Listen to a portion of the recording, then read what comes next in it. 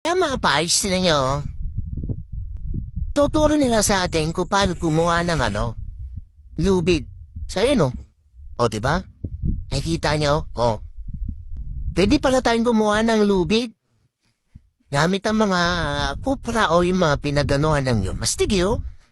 O. Ba? O.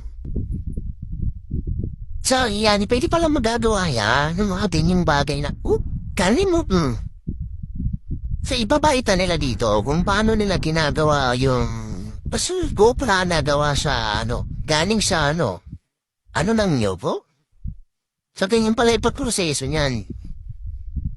O ha? Kaya sabihin pwede mo rin manin pwede pa ganyan o kaya mag-vertical ka dyan, pastig yun. Ang sabay pang talagang pinuhulma nila tapos Pilipino. No? Ang galing mo. Dapat may ganito yung Pinas Hindi na lang puro plastic na lang yung ginagawa nilang nilagay nila sa time machine. Para bilis yung proseso. Kinalit. Nilagyan ng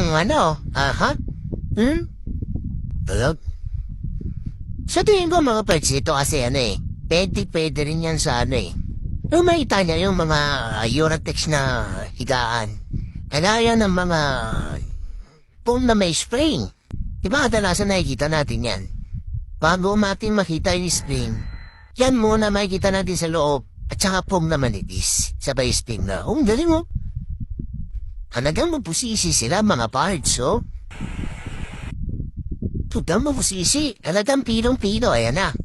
Sumagawa na sila ng lubid.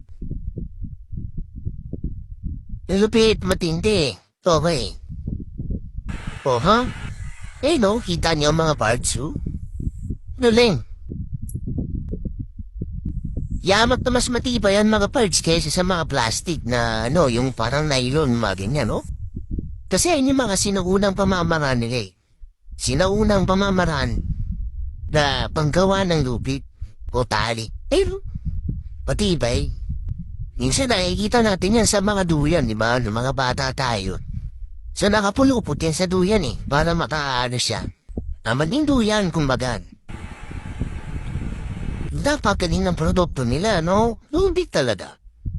Yun yung mga tatawag na sinaunang lubid, Na hanggang ngayon mayroon pa rin. So marami palang purposes yung marami palang purpose yung kupra o yung mga pinaganoan ng nyo, di ba? Pwede rin siyang panglinas. Bao, diba? Yung panlinis sa maproseso lang talaga yung pagkagawa. Kung makikita niyo mga bites, matibay yan. Sobrang tibay yan. Magaling ang ninja. Nice one, ninja. Wala tayong dye food ngayon. Solid mga pay, sobrang ganda. Galing ng taba